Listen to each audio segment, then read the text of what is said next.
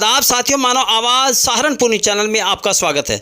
साथियों, जैसे कि आप सबको मालूम है कि आज बच्चों को पढ़ाना टेढ़ी खीर बनता जा रहा है।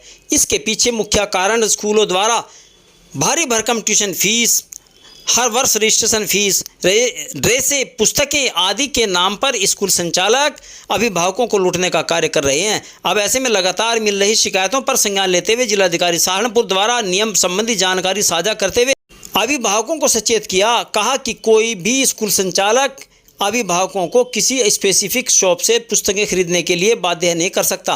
साथ ही कहा कि ऐसा करने वाले स्कूल संचालकों के विरुद्ध कड़ी कार्यवाही की जाएगी और नियमों का उल्लंघन करने पर स्कूल का पंजीकरण अथवा मान्यता भी रद्द की जा सकती है।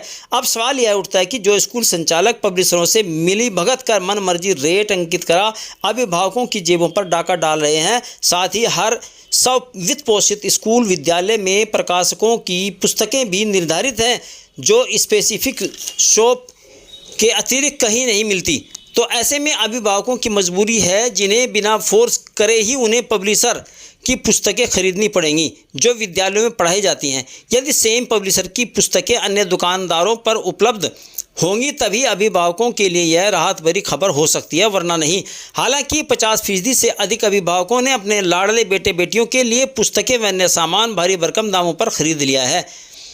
अब सवाल यह उठता है कि क्या जिला प्रशासन द्वारा अभिभावकों को कोई राहत दिलाने का कार्य किया जाएगा अथवा या फिर भविष्य के लिए प्रकाशक, स्कूल संचालक व दुकानदार की तिगड़ी पर चोट पहुंचा शिक्षा को आसान बनाया जाएगा अथवा नहीं। इसका जवाब अभी अंधेरे में तीर मारने जैसा लग रहा है। आइए सुने इस संबंध में क्या कहना है जिलाधिकारी मनीष बंसल का। जिसमें बताया गया कि जो अनावश्यक रूप से किताबें दूसरी दुकानों पर नहीं मिल पाती।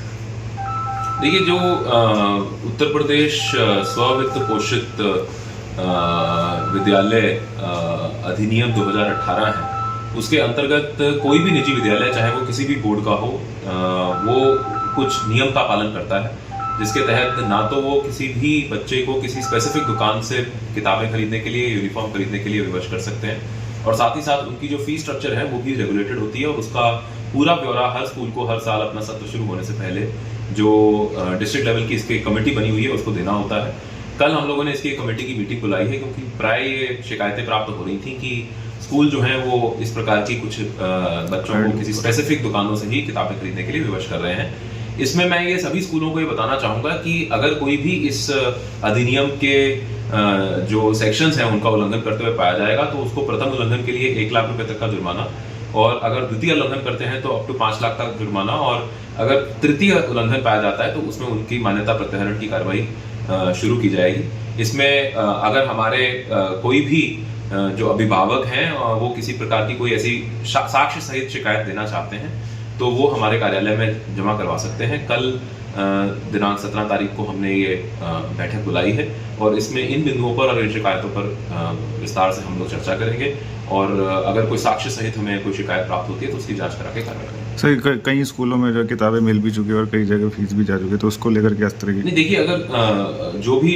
हमारे पास आएंगे शिकायतें, अगर कोई अभी तक ऐसी कोई फॉर्मल शिकायत प्राप्त नहीं हुई है लेकिन सोशल मीडिया के माध्यम से या कुछ लोगों ने ज्ञापन के माध्यम से ही हमें अवगत करवाया है, लेकिन अगर कोई बहुत स्पेसिफिक कोई शिकायत किसी स्कूल को लेकर करते हैं कि इस स्कूल में ये पर्टिकुलर इस एक्ट का उल्लंघन किया जा रहा है तो उसके खिलाफ हम लोग एक्शन लेंगे। इस एक्ट का उल्लंघन किया जा रहा है तो उसके खिलाफ हम लोग एक्शन लेंगे।